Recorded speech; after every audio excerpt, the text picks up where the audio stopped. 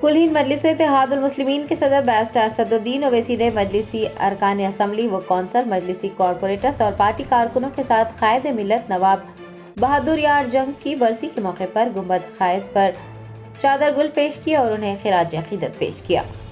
कायद मिलत नवाब मोहम्मद बहादुर खान अलमारूफ बहादुर यार जंग की बरसी के मौके पर पार्टी दफ्तर दारुसलाम में सदर मजलिस बैरिस्टर असदुद्दीन ओवैसी की निगरानी में महफिल कुरान ख्वानी का एहतमाम किया गया। बादअज़ां असदुद्दीन ओवैसी की क़यादत में मजलिसी अरकान असम्बली व कौंसल, मजलिसी कॉरपोरेटर्स, इब्तिदाई मजलिस के जिम्मेदारान और सरगर्म कारकुनान ने गुंबद कायद मिलत दायरा बंदगी मियाँ हजरत शाह कासिम मुशीराबाद पहुँच कर चादर गुल पेश की। इस मौके पर फातिहा ख्वानी भी की गई। मजलिसी वफ्द ने कायद मिलत को खिराज अकीदत पेश किया।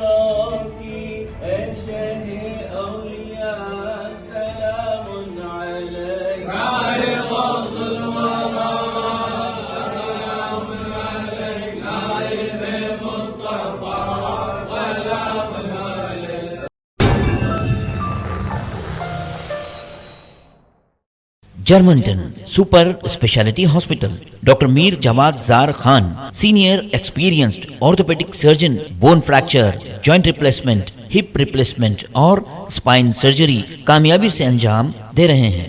اس کے علاوہ نیورو سرجری، کارڈیولوجی، گینیکولوجی، ڈینٹل، جنرل میڈیسن، ڈائلسس اور فزیو تھراپی جیسے شعبہ جات میں انتہائی کامیابی کے ساتھ واجبی فیس میں علاج کیا جا رہا ہے۔ شیئرنگ اور پرائیویٹ رومز، اسپتال میں 24 گھنٹے MRI، CT اسکین، 2D ڈیجیٹل ایکس رے، الٹرا ساؤنڈ، آپریشن تھیٹر، ICU اور لیب کی سہولت دستیاب ہے۔ آپ کی امیدوں کے عین مطابق جرمنٹن سپر اسپیشلٹی ہاسپٹل، پلر نمبر 150، عطاپور، حیدرآباد۔